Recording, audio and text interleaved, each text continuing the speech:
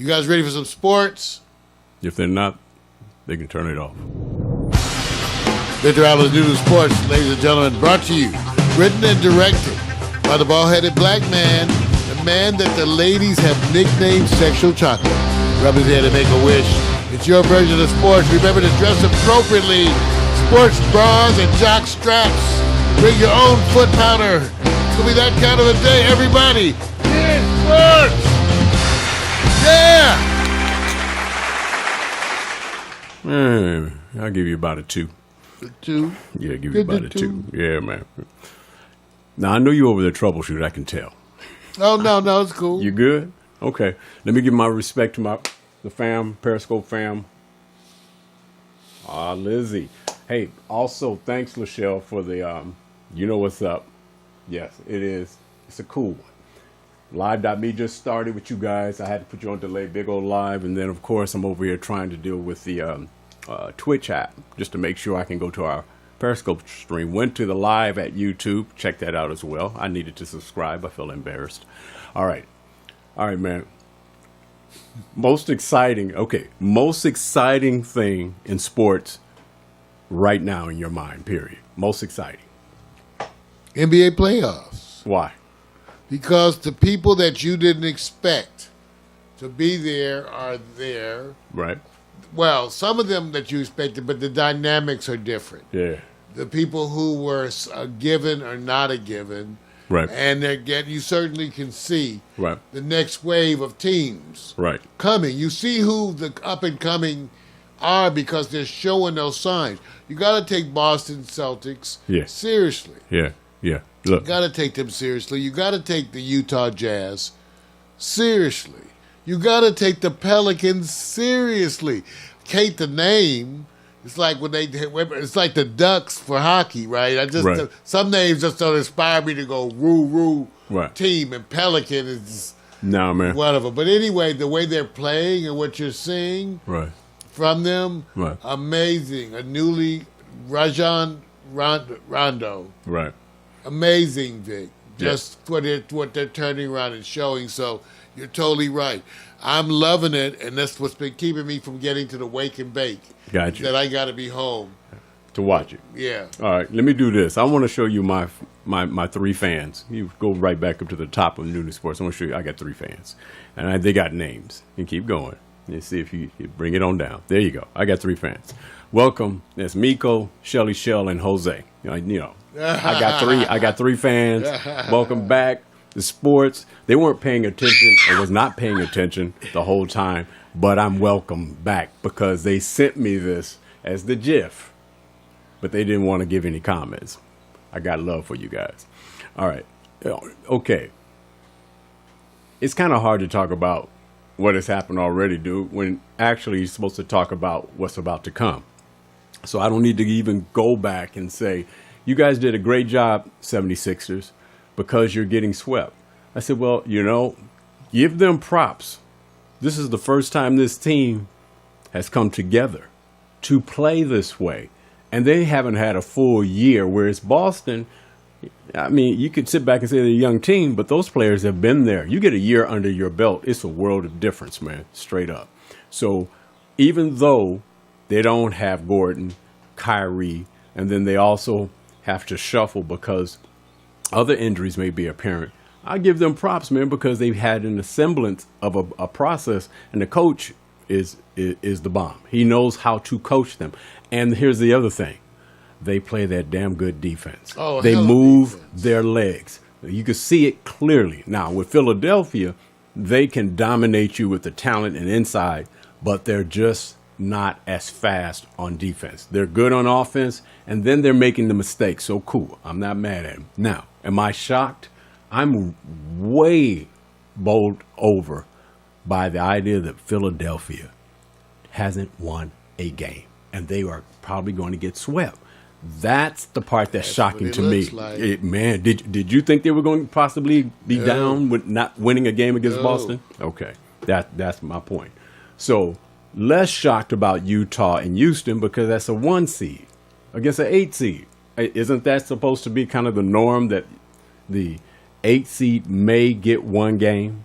So I'm not shocked about that one. So let's just do this. And I'm just going to say this right offhand. You ready for the matchup with Cleveland?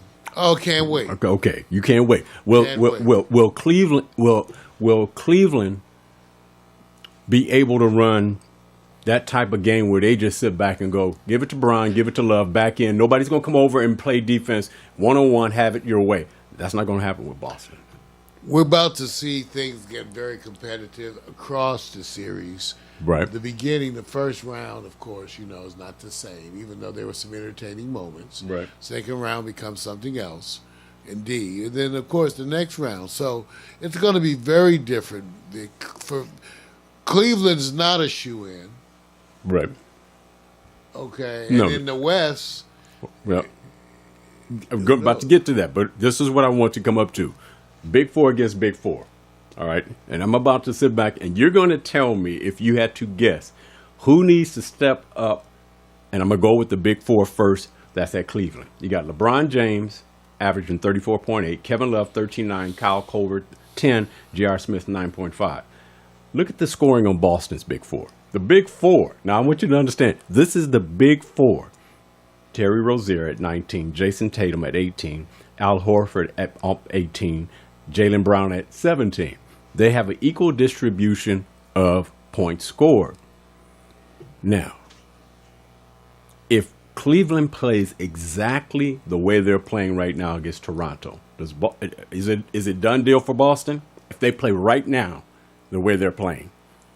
Or is it that, because at the end of the day, they got LeBron who just runs roughshod over everybody.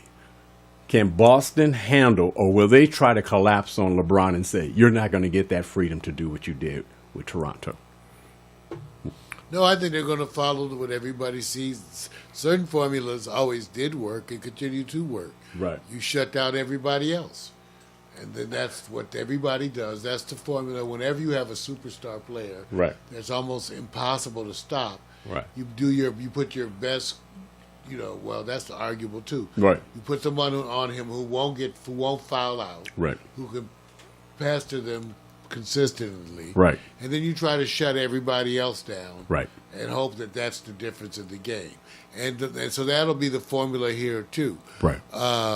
Cleveland certainly has people who can step up, even though what I would say is this. Do not be surprised if the ones who step up for Cleveland are not the ones on this list. It could definitely be Nance. It could definitely be Clarkson. To be seen. Right. So, again, we're going to see. There's no question to win. It doesn't even make a difference if you're just talking about now or for the future. To go further in the playoffs, Cleveland's going to need more from the other players, period. Right. That's just a fact. So no matter where they go, whether it's this game or if they manage to go further, right, no matter who they see, they need more from everybody. Right. And if they don't, they will lose. And here's the other thing. Would you consider right now, if Boston doesn't win anything else, a successful season without their two best players? Would you consider, hey, if they don't win anything else, they've proven to go beyond with most people. You take the two players off, that's like Durant. Well, I can't equate those players like that, but that's like just taking the two. Those are the kind of things I like to say in retrospect. I know for me, too, as a person, as a player, they don't make me feel any better at the time. Right. So that's interesting and good conversation. But usually to have those kind of conversations, you have to assume you were going to be doing less than you did. Right. Now, if you assume that you are a championship contender, you kind of don't feel that way, that you're happy. Right. That your season was this good. You feel like you were a championship contender. And so, again, it's just like it's happening with Russell Westbrook. I'm not sure you're not saying, well, we did make it to the playoffs. Mm-hmm. It depends on whether or not you thought you should be winning in the playoffs. And so a lot of us don't feel people like Boston or Utah should have any feelings like they may win. And so, but they do. And that's why they challenge the way they do. So here's the thing. I know with Boston, when they do that switching, they have the talented players who are a little bit bigger who will be able to switch easily on LeBron than what Toronto's done. Here's the other thing. Toronto winning 60 games or plus and getting knocked out this early, they're going to have to take a step back And the first thing I'm seeing from them is that they got to get smarter in what they do. Smarter in what they do. So, with that being said, not a problem. Houston, Golden State, everybody's waiting for. Is that simple, dude? Okay. Chris Paul's time has come. He knows what it's like to be here. This is where he gets up against the Great Wall. They got home field advantage. This is Harden's time. And right now, who's playing the best defense? Not sure. But let me give you the big four versus the big four. And then you'll understand. So the big four on Houston is James, Chris Paul, Clint Capella, and Trevor Ariza, who I believe Trevor has to step up a little bit more because he's averaging only 9 points a game. You go to Golden State, Kevin Durant, Stephen Curry, Klay Thompson, Draymond Green. You know what they need to me? And even though they have a game up, I still fear Golden State's defense because when they step it up, it's just amazing how they swarm. So here's my question. Does Chris Paul get out of the Western Conference Finals and get into his first NBA championship? Simple. Will they get past Golden State? No. Not at all. There's a character issue here. Chris Paul is a wonderful compliment. To me, he's the steadying force at Houston. Capella, I liked before. We talked about him before. I said that in his rookie year. He's got legs, man. I said that in his rookie year. I was arguing, why don't the Lakers have somebody like that? But anyway, no. Because to me, as much as Harden is a wonderful leading scorer, he is a liability when it comes to character. Saying he's the weakness? What I'm saying, he's the weakness? You win and lose, he's the weak link. Out of all the four that I just named, he's the weak link. Yeah, there's a character issue, and in certain moments. Okay. To me, when you have people like him, and I've watched him tank in games before where he purely gave up. Okay, so to me, he has a deep-seated character issue. So forever, he's forever tarnished to my group. He'll never be. So he has a deep-seated character issue. So man. I predict that. I don't think that. First of all, I think Golden State is way too heady for them. I think that when it comes to playing under pressure, they've already done it over and over and over again. That the calibers are played, even though that James Harden can lead in scoring, that in the way that he does it, it's simply not enough for a championship. So I'm going to predict, I'm going to tell you, they're not going to win. Ooh. Will it go 7? No. You know who has home court advantage? So Houston. Yeah. How many games you give Houston, man? In other words, I expect them to disappoint you, and for them to then act out because of that. I'm going to give them... Okay. Look, this is hard. I think they offset each other when it comes to the style of play offensively. I think you can't stop neither one. I think the bench on Golden State is not as strong as it used to be, and Houston's bench is a little bit stronger. But I also feel this. I just don't think Houston's defense can swarm as well as Golden State. So to me, it's about turnovers and smart play. You got Chris Paul, he's a little bit smarter. But can they? Because they just got this team that knows how to... They don't have a KD answer. They don't have a Draymond Green if you want to compare Capella, because... I think Capella and Green will be actually battling. Pretty good. They're going to be battling. That's going to be a good battle. Yeah, so I don't give Draymond a win on that automatically at all. He adds more, 3-point and underneath and rebounding. No, he adds more. I mean, I know that, but in that matchup, don't be surprised if Capella does more than hold his own, and actually may come out the better on a few areas. So no, that's not a given. If I'm the Warriors, Draymond versus Capella is not an area which I feel overconfident. Where I feel confident has to do with Kevin Durant. Gotcha. Okay. That's where it has to do. Oh yeah, they don't have a good answer for him. And that's just they just don't. No. And when they take Capella, and their answer would be Capella. But Capella's going to have to deal with Draymond. So if Draymond can stay out of foul trouble, Houston needs Capella to do a number of things. They're going to have to choose. And we'll get to see. where they direct him, because he's going to have to defend somebody. Who's going to defend Kevin Durant and who's going to defend Draymond? So we'll see. Yeah, we'll see if they don't have that confidence that they can come back and who's leading them.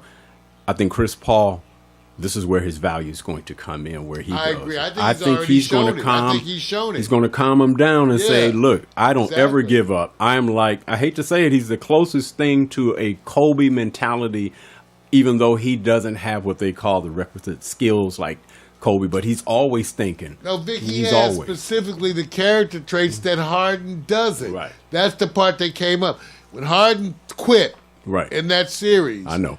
To me, you never quit. Ever. I'm not mad at you, man. So that's what my thing. And Chris Paul has that thing. He ain't never quit. Okay. He ain't never quit. Okay, I'm about to do this next transition from the perspective of money spent. All right, let me just say this, okay? Because I know this.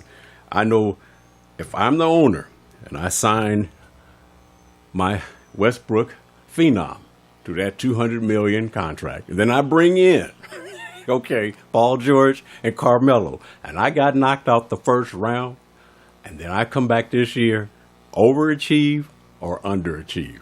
It's that simple. Spending cash now. This is not about players that you got to wait for. They all got playoff experience under their belt. Would this can be considered somewhat of a failure in an experiment this year? I mean, I think some people would. I actually don't. I have a number of reasons. I think Paul George worked for them. I think the only issue is Carmelo. And I think that's because of where Carmelo is today in his career and what players like that require for the team to work, which I'm just not a fan of. We've been through that. And even though I can love those players, I can love an Allen Iverson, I can love a Carmelo Anthony, and I can also say that building a team around them is a recipe for disaster. That's the way I just happen to feel. Because when you build your team around just that center scoring thing, you're going to live and die. It's not enough in a championship thing. But on the other hand, Vic, they got beat by a team that I think is emerging as one of the better in the NBA.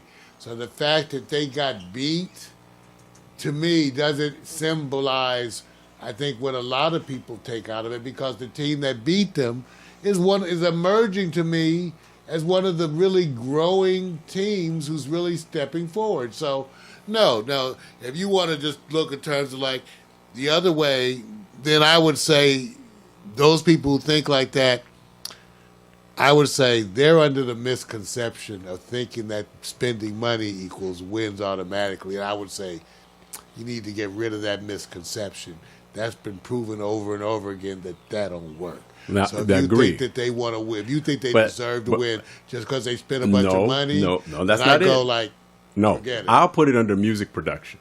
You go spend all this money to produce these artists, and they give you a half-ass, but you equate it to this is how you perform, but you don't perform it at the level. And you spend all your money, you end up going, I paid for the background and the profile you have as a winner. And for me, on a cash level, I am thoroughly blown away when they had this team going, this is the team that's going to probably compete ahead of Houston going into the conference finals. They didn't make it out of the first round, and they didn't even get to a Game 7. So I'm only saying from a cash perspective, this was a disappointment. So that means inherently I would ask you this question. Had you gotten those two players at a bargain, you would feel differently. Oh, yeah, look. I like what the coaches. That's what I'm saying. So that's right. Your point. If it's purely a cash issue, because if you had gotten both of those players, there's a reason why. See, to me, I wouldn't feel any better had I gotten. I'm going to feel the same based on their performance. I like what the coaches say. They do this. Everybody's under the assumption that everybody's equal. Everybody says the best talent wins. It's like being on a track team and you practice. No. I'm saying what the coaches are saying. They're wrong. They say, give me the best talent versus those who go, you can have the hardest workers, but they just don't have the talent. They just don't have the skills like a LeBron. They can work as hard as LeBron, but nobody can be a LeBron. And they're saying, when you give me that, you see the history of the NBA, and you see it clearly that the best talent, Golden State, best talent. I disagree. So- I actually disagree. I think the history of sports in general has a legion of examples of teams that had the best talent that underperformed. No, I didn't think say that's it's not. I think that's no, actually a no. I'm not cliche. saying. No, I'm not So- saying absolute. Well, I'm saying so. What I'm saying is, what the most historical teams to Right. me are the ones who overperformed in the face of lower expectations. Okay, let me give you. Those are the teams. Give that you the do that. Boston Celtics and Lakers, the best talent, and they dominated the time. Even though other teams were around, they had the best talent on their teams comparably, and everybody just suffered at their waist. No matter how hard they worked, the best talent. Everybody wanted the best Well, talent. again, I would say, Michael, there are people who played at that time would make a different argument. Michael Jordan, when you talk about the Detroit Pistons at that time, or Michael Jordan, those teams had a lot to say about that. Right. Because they actually competed against those teams. And I could throw in the Pacers, too. So, and maybe even the Knicks. Right. So there were a bunch of teams who competed. The point, my point just simply being, Right.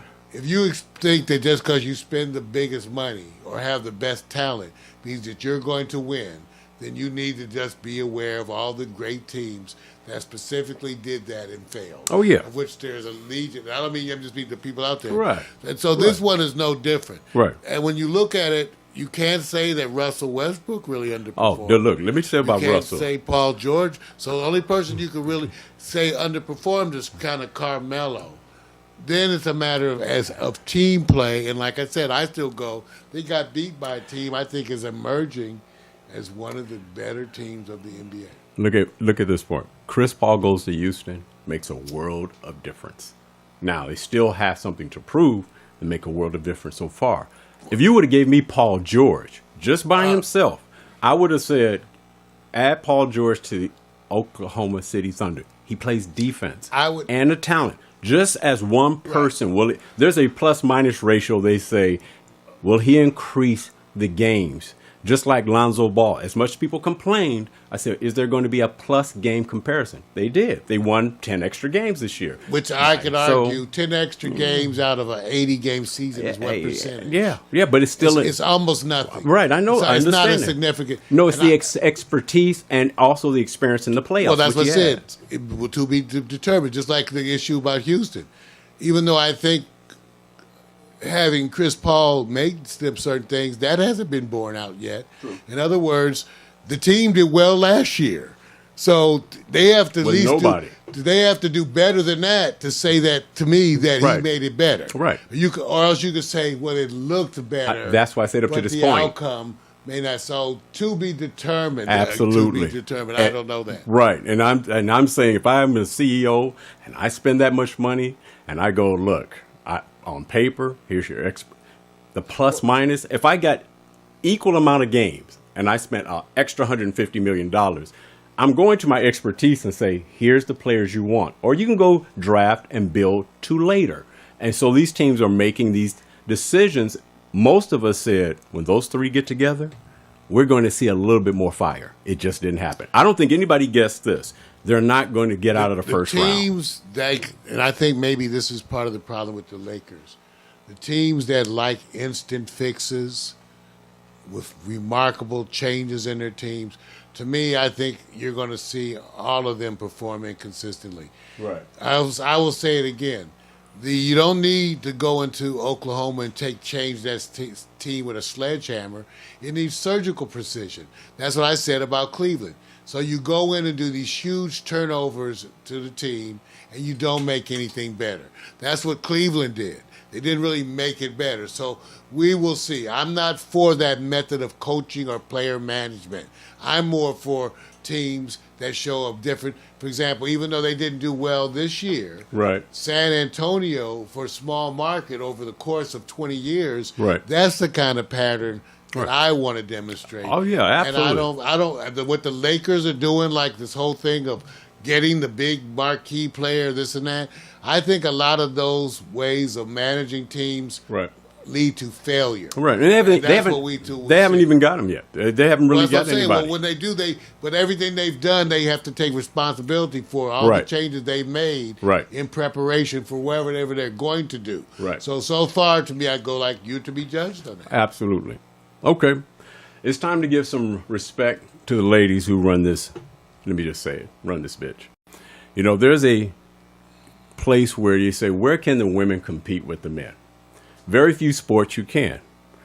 So I have to give an acknowledgement because I remember hearkening to the old school player. It's a man's world, except in Commerce, Georgia. So I want to give a shout out. NHRA Southern Nationals in Commerce, Georgia. Top Fuel Funny Car, won by Leah Pritchett. Courtney Force wins. Top Fuel.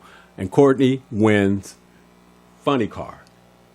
Number one, they win the Wally on the same day. It's only going to happen once in history where the women dominate the top fastest cars on the track.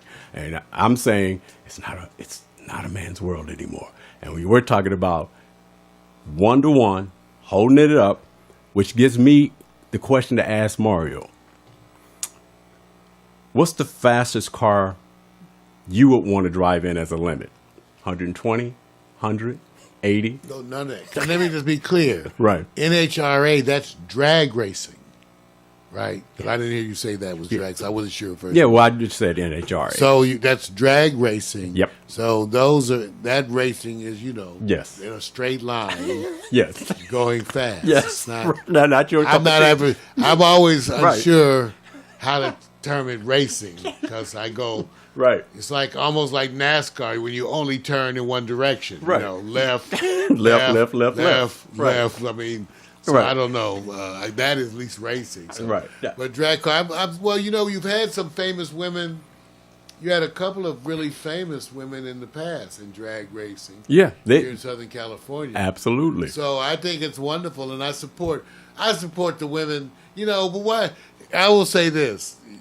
Y'all taking on all the dangerous shit, huh? Dude, listen. But more power to you. Hey, look. More power to you. I want the men to stop doing some of this stuff. Next, we're going to have, the women doing drag racing, which is dangerous. People, people die. So anyway, I just want to say congratulations to the ladies for their heart, for their perseverance, for their talent. Yeah. So let's give them a clap. Yeah, that's it. If you want to get a couple of shots for the winning car, you can see Leah Pritchett's right below there. She has she drove hers to a 3.874 second, 1,000 feet at 322 miles per hour. That's crazy. Why I'm not doing any of that. Why not, man? I can't even do 85 anymore on the freeway. You're not going to do it, right? Hey, look, the Wally also represents that there's a winner in Funny Car, and that's Courtney. She got hers for her second victory of the season at 4.046 seconds at 313 miles. Who the hell is Wally any damn way? That's the Wally. That's the name of the. That's the name of the trophy, like man. A Chevy Chase it's movie. The name, man. It's the Wally's Wally. World. We go to Wally World. Hey, man. I'm just saying. Chick-fil-A. I'm just saying this. When you go look at these women and what they're doing, it's more about what they do with the speed and how they compete with the man straight up. Very few sports where men and women are not separated by the gender. So I want to give shots out. Okay, thoughts real quick. I call this thoughts. If the Cleveland Cavaliers win the take out that A, the NBA title, will we forget Tristan Thompson's personal dilly-dallies?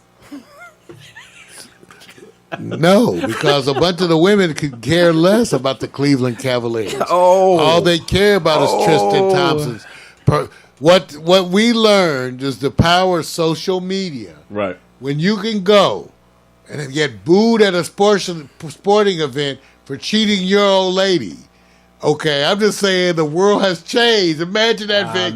Vic, imagine back in our day going into a party.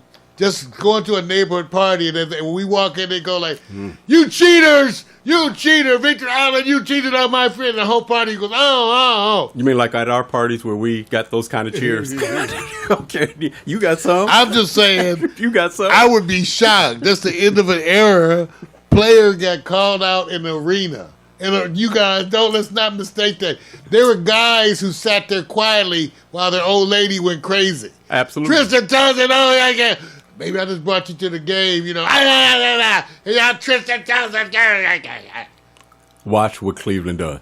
Watch the fans. Trilogy of Terror, dog. Watch the fans. When they win that NBA title, watch the memory. What NBA title? If they win that NBA title. They're not going to win the NBA title. Listen, I don't root against LeBron because I have so much respect for him. I don't root against him. There's certain people that I don't want to root against. I won't root against Horford. Right. So I just try to watch the game and root for whoever does the best kind of thing. So, but they don't have a chance. Cleveland don't have a chance. They can't beat Houston or Golden State. That would be a swept. They would almost get swept. I would put it like this. They won't win, but they won't be swept. Well, I put it like this. If they won't win two, See, they may get a game. Okay. But they won't win two. Okay. Okay. All right, I got you. They don't have it, dude. I'm sorry. They don't have it. Even though they got two good players that they're anchors, it's not enough, though. It's not enough. Not enough. They haven't been playing together long enough. They need that bench additions, even though I think those long-term work for them, Nance and Clarkson. Right. I think are great additions for them. Right. No, it's not enough to be. No, they can't beat Houston. Like I said, they may get one. And that's coming from somebody who kind of. I like LeBron. I'm a LeBron. I admit to being a fan of his. But I like. He can't do everything. No, I agree. I believe they're away. First of all, they don't play defense the way they used to. So that's number one. LeBron can't. That's one thing. That's a big thing. He can't do that and score 40 points. If he has to score 40 points a night.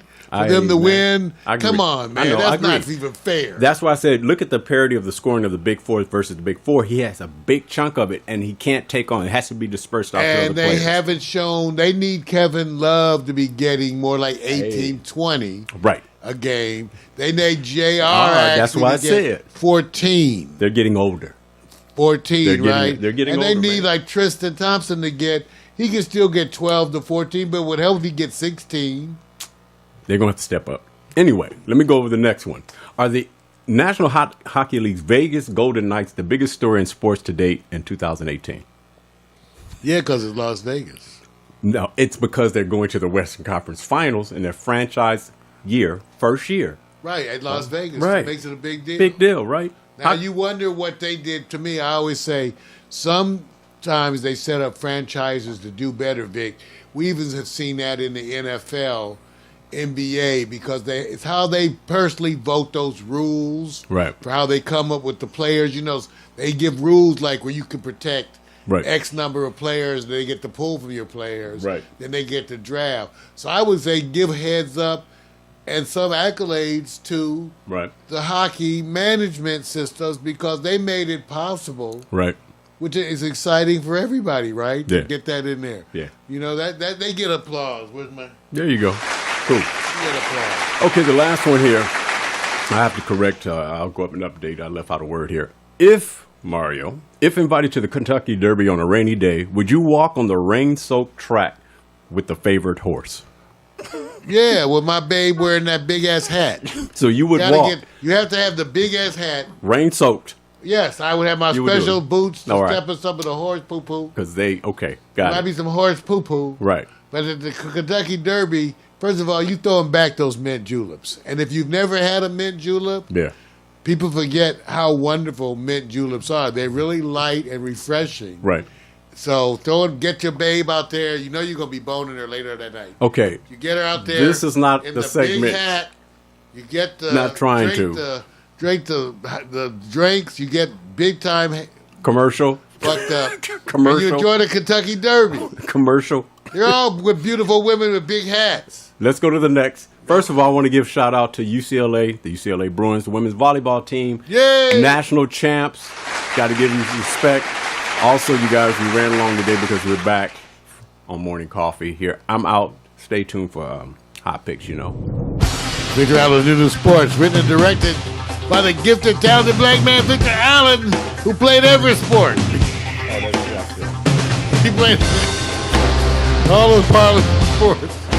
We all do. He can prove it because he has all the outfits. Tune in for the recurring segment with Alan's Nuno Sports. Hot and heavy. Yeah, dress right. Be ready. You love it. It's sports.